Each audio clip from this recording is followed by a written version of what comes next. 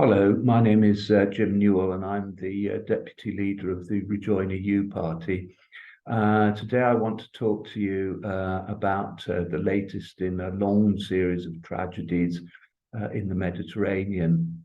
The news I heard yesterday morning of the drowning of at least 78 refugees off the coast of Greece, with hundreds more missing. Because I think this raises three crucial issues for us who are campaigning against Brexit.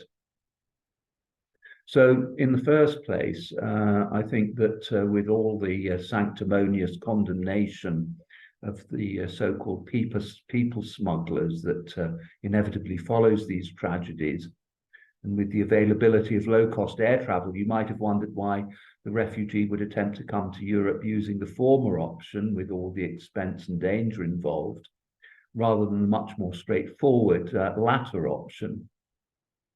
Well, the reason is that European countries, including the United Kingdom, force airline staff to act as border guards.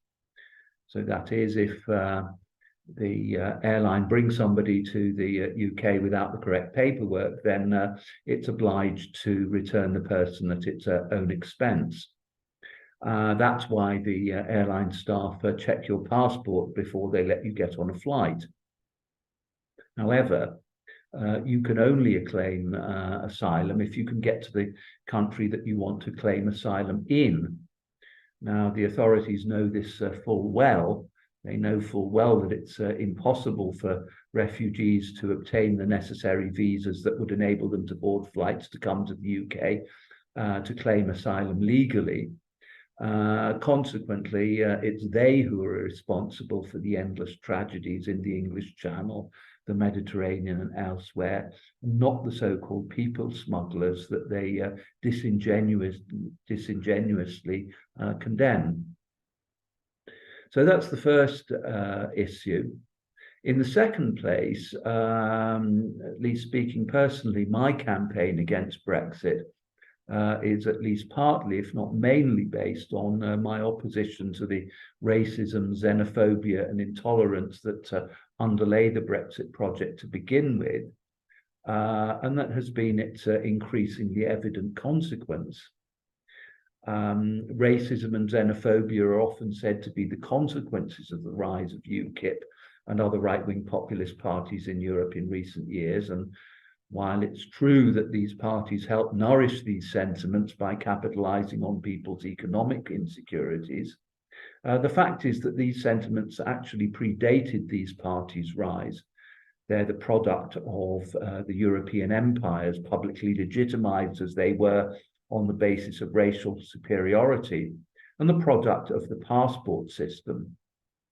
Now, passports originated in an era when travel was dangerous. If you had to make a journey, then you applied to the local potentate for a passport, which would indicate that you were under his protection, and which you could therefore use to warn off potential assailants.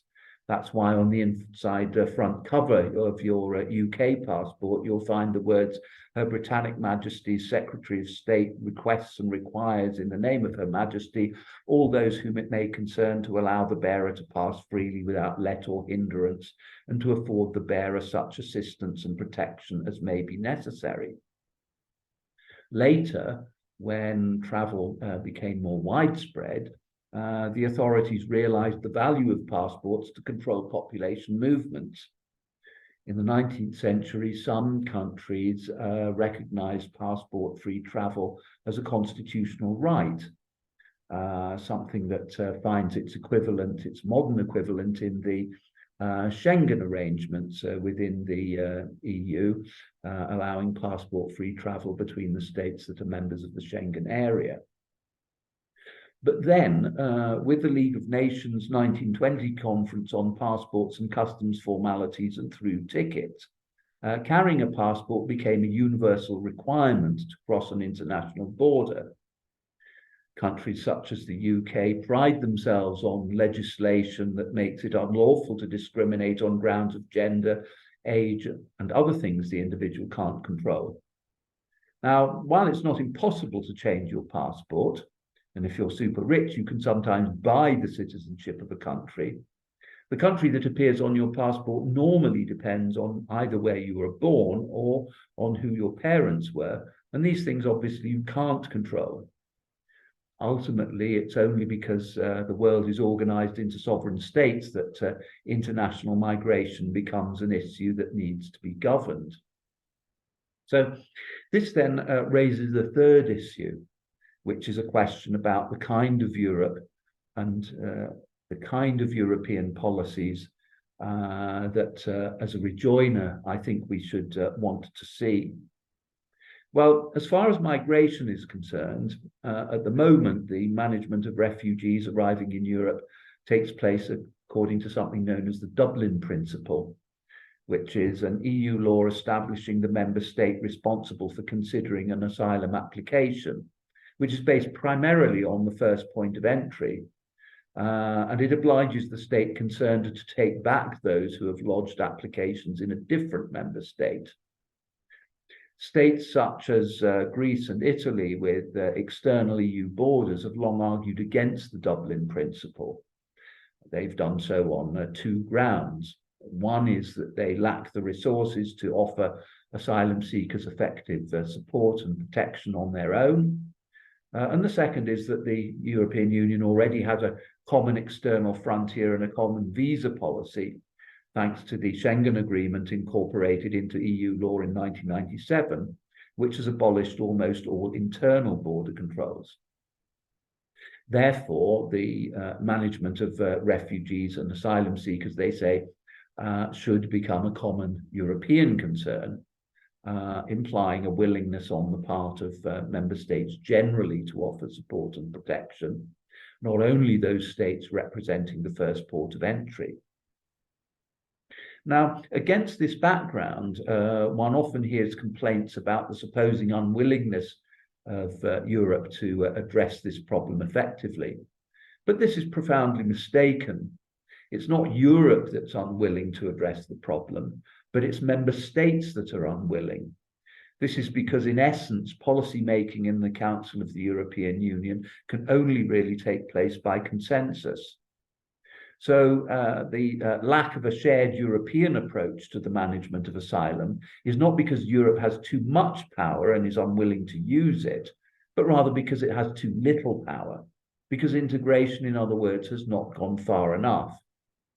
So as an anti-Brexiteer, therefore, I'm very much in favour of further European integration, of an open borders policy, and of the transformation of citizenship rights into universal rights. Denial to migrants of the rights we enjoy as citizens of liberal democracies contradicts the claims of these states to be founded on such rights in the first place. It's only by extending to others rights that we enjoy that we can be certain that we ourselves will continue to enjoy them. Thanks very much for listening. I hope you've enjoyed this video, and I hope to be back with you with another video before too long. Thanks very much. Bye.